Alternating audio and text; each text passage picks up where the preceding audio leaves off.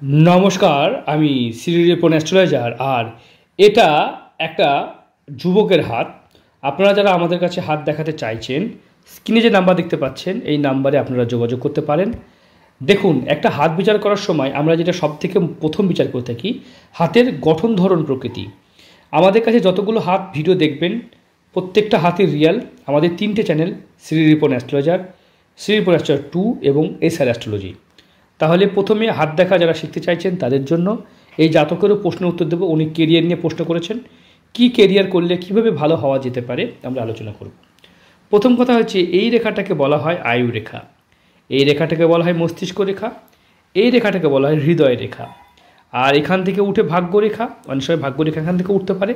আর এখানে রবি রেখা থাকে। এই বেসিক কটা রেখা প্রত্যেকের হাতেই প্রায় দেখা যায়।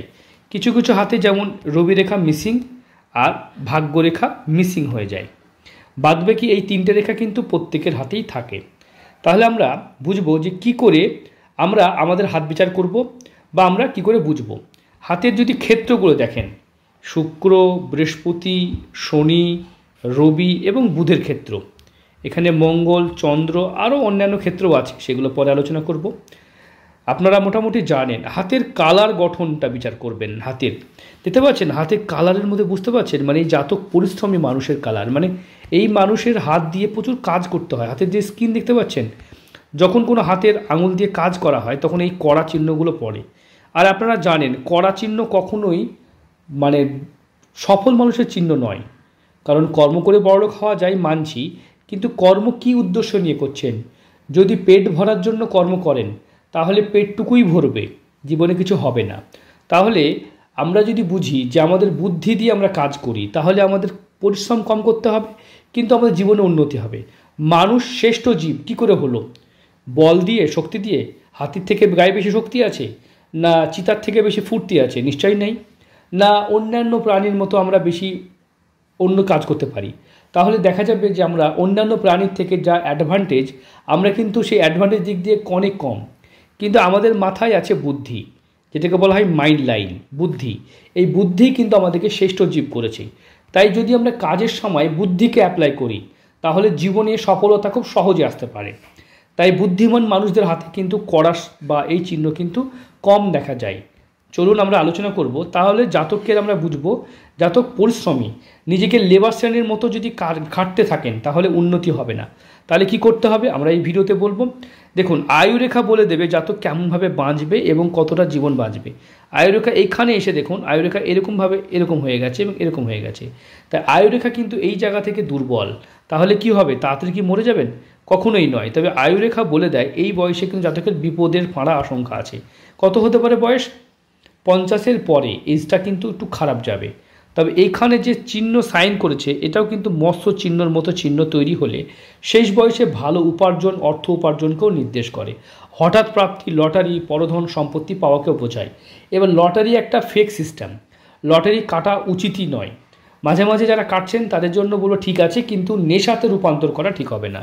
যাদের হাতে এই চিহ্নগুলো দেখবেন, হাতে এরকম চিহ্ন দেখবেন, বা আপনারা যদি স্টার সাইন দেখবেন, কিংবা এই যে আয়ুরেখার মধ্যে এরকমভাবে চিহ্ন দেখবেন, তারা কিন্তু লটারি প্রাপ্তি, বা এরকম ফিশ সাইন দেখবেন, এরা কিন্তু লটারি বা পরধন পেয়ে থাকে। তার সত্ত্বেও বলে থাকি লটারি একটা এমন নেশা যেটা থেকে আপনাদের জীবন বদলাতে পারে। আমি কোনোদিন কোনো ভিডিওতেই বলিনি লটারিকে প্রমোট করিনি, খারাপ কাজকে প্রমোট করিনি, বুঝতে পেরেছেন? যেগুলো খারাপ কাজ, যেগুলো আইপিএলে বেটিং বা অনেক সময় হয় না টিম 11-এর এগুলো লাগানো, এগুলো কিন্তু ভালো নেশা নয়। এগুলো যারাই করেছেন বড়লোক হওয়ার সংখ্যা নেই বললেই চলে। তাহলে মানুষের, গরিব মানুষের টাকা নিয়ে তারা কিন্তু অনেক প্রবলেম করছে। তার জন্য আমাদের মতো দায়িত্ববান মানুষদের কিছু তো সত্যি কথা বলা উচিত।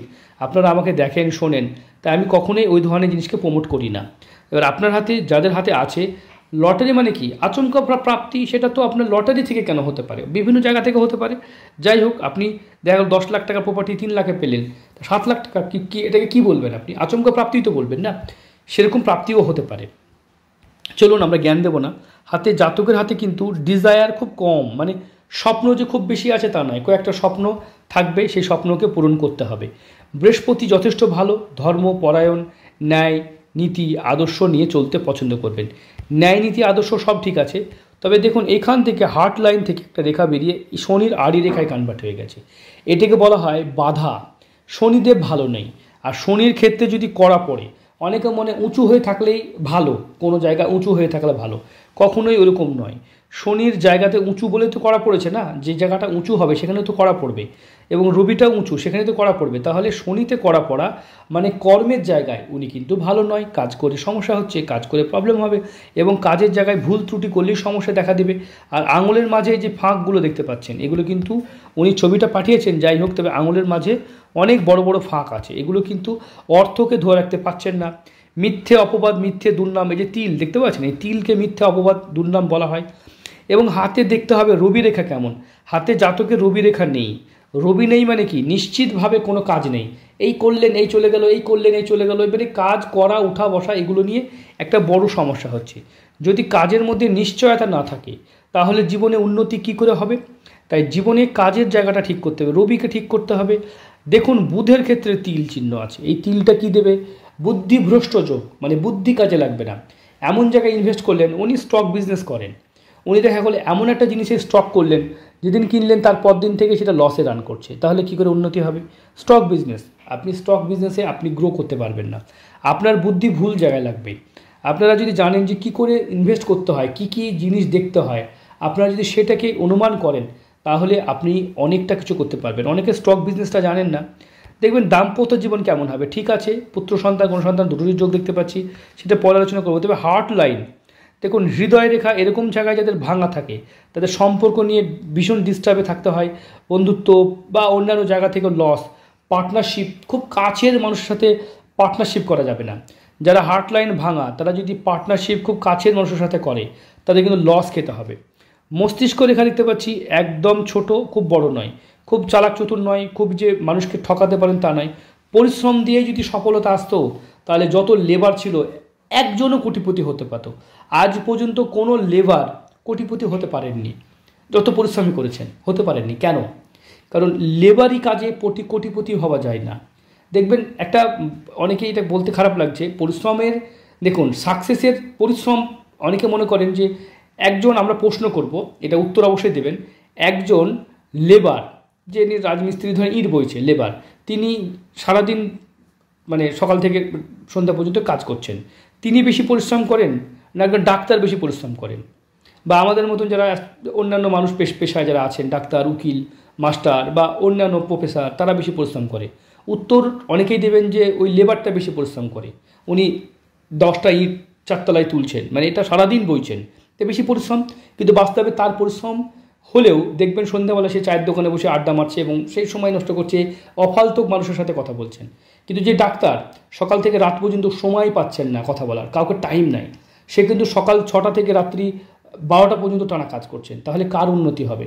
ডাক্তারের না ওই লেবারটার? লেবারটা তো লেবারের মানসিকতা, তাই এই মানসিকতাকে যে চেঞ্জ না করে তাহলে উন্নতি হবে না। যারা ওইখানেই লেবারি কাজের মধ্যে, যারা ট্রেনে ঝালমুড়ি বিক্রি করছেন বা ট্রেনে বাটার ওই যে যেটা বিক্রি করে পাউরুটি বাটার বিক্রি করছেন, তারা কিন্তু অনেক টাকা ইনকাম করছেন। হয়তো আপনার ধারণা নেই, একটা লেবার একটা ঝালমুড়ি বেচছে, দেখবেন তারপর টেস্টের কোনো ব্যাপার নেই, সে কোনো শিক্ষিত নয়, সে কোনো বুদ্ধিমান নয়, সে একটা সাধারণ ছেলে, একটা হাঁড়ির একটা কোটোর মধ্যে বসে খাটখাট করে মুড়ি মাখাচ্ছে, বিক্রি করছে। সে কত টাকা ইনকাম করে জানা আছে আপনাদের? জানা নেই। 20 টাকা করে মুড়ি বেচছে, সকাল 6টা থেকে রাত্রি 12টা পর্যন্ত মুড়ি বিক্রি হয়। এরকম অনেক ব্যবসা আছে, বিক্রি হয়, জানা আছে। একটা কামড়াতে 50টা করে মুড়ি বিক্রি করে, সারাদিনে যদি দেখা যায় 15-20 মিনিট আধা ঘন্টার মধ্যে করে দেয়, তাহলে টাইমটা হিসাব করবেন, 500 থেকে 1000 পিস মুড়ি তারা বিক্রি করে দেয়। 500 ইন্টু যদি আমরা হিসাব করি, 500 ইন্টু 20 হিসাব করি, তাহলে কত হয় জানা আছে? অনেক, মানে 3 লক্ষ টাকা ইনকাম হয়। যদি বুঝতে পেরেছেন, 3 লক্ষ টাকা ইনকাম হয়, 2 টাকা বাদ দেন, তাহলেও মোটামুটি দেখা যায় যে 2.5 লাখ টাকা বা 2 লাখ টাকা ইনকাম করা যায়। যদি ভালো করে খাটা যায় তাহলে ইনকাম করছে না, ওটাও লেবার, সেম, তার কোনো শিক্ষার যোগ্যতা নেই, একটা মানে ইনভেস্টও বেশি নেই। একটা 5,000 টাকার একটা ঢপে যদি দেখা যায় 5,000 টাকার প্রোডাক্ট নিয়ে বেরোয়, সে 20,000 টাকা বেচাকেনা করে ফেলে সারাদিনে, 10,000 টাকা করে বেচাকেনা, 10,000 টাকা বেচাকেনা মানে 3 লাখ টাকা ইনকাম। বুঝতে পেরেছেন? তাই লেবার হয়েও কিন্তু তার বুদ্ধি সে কাজে লাগায় যে আচ্ছা এইভাবে ইনকাম করা যায়। হাজারো ইনকাম পথ আছে যেটা কম খরচে, বুঝতে পেরেছেন? অনেকে জানেন, আমার ভিডিও দেখছেন, এবার বলতে পারেন এর জন্য কী শিক্ষা যোগ্যতা লাগবে, কী বুদ্ধি লাগবে? কিছুই লাগবে না। আপনারা সঠিক বুদ্ধি অ্যাপ্লাই করলে আপনারা কিন্তু নিজেরাও নিজের বড় হতে পারবেন। সবাইকে ট্রেনের হকার করতে হবে এরকম নয়, তবে আমরা অনেক সময় শুনি, ওগুলো ভাবি, কিন্তু দেখুন সেই মানুষটা কি একটা ছোট্টখাটো ব্যক্তি, একটা নর্মালি একটা দেখবেন একটা ঘন্টা দিয়ে কাজ করছেন, যারা ডিম টোস্ট বেচছেন, বাটার টোস্ট বেচছেন, ডিম সিদ্ধ বেচছেন, ট্রেনে দেখবেন হয়তো আপনারা তাদেরকে যদি চিনেন, আমার ভিডিও তারা দেখেন, তাহলে বুঝতে পারবেন। এরকম প্রচুর চা বেচছেন, ঠিক আছে, অনেকে চা বেচছেন, লাল চা বেচছেন, লাল চাই প্রচুর অভিযোগ। আমি হয়তো হাত দেখা শেখাতে বলে আমি কী কথা বলছি ক্ষমা করবেন, কারণ আপনাদের ভালোর জন্য বলি। যদি আপনারা পরিশ্রম করেন, সে পরিশ্রম করছে না, তার পরিশ্রম সকাল 6টা থেকে রাত্রি 12টা পর্যন্ত সে পরিশ্রম করছে এবং পরিশ্রমে সে উন্নতি করছে, বুঝতে পেরেছেন? তাহলে কোথায় কী পরিশ্রম করতে হবে যদি সঠিক বুদ্ধি অ্যাপ্লাই করেন, এই কাজটাই কঠিন কাজ? ওই মুড়ি মাখানোটা কি বিরাট কঠিন কাজ? নিশ্চয়ই নয়।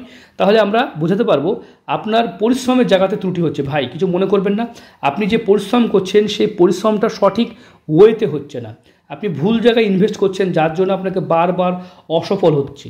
আর এই ভিডিওটাই আপনার সব নয়। আপনি যদি পেমেন্ট করেছেন, আপনার হাতের ভিডিও নিয়েছেন, আপনার ভিডিওর বাইরেও আমরা আলোচনা করব, যাতে আপনাদেরকে প্রবলেম থেকে বার করতে পারি, সমাধান বলে দিতে পারি। আমার ভিডিও মানে কিছু জ্ঞানের কথা যাতে আপনাদের কাজে লাগে। অনেকেই কেউ কিন্তু বলেনি, আপনারা যখন কোনো দিন অনুমানও করতে পারেনি যে এই লোকটা কী করে। তা আমরা নতুন একটা আলোচনা করলাম, এটা একটা আলোচনার জন্য আপনাদের কাছে বলছি, আপনারা অবশ্যই। তবে এই জাতকের কী করা উচিত?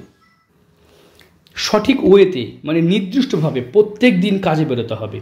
যারা কাজের মধ্যে প্রত্যেক দিন কাজ করবেন, নিয়মিত কাজ করবেন, হাতে রবি রেখা আসতে বাধ্য। আমি অনেক ওই যারা মশলা মুড়ি বিক্রি করে তাদের আমি হাতে রবি রেখা দেখেছি, তারা লেবার হলেও তাদের হাতে রবি রেখা কিন্তু পরিষ্কার এই পর্যন্ত এসেছে, হাতে কোথাও এরকম রেখা নেই।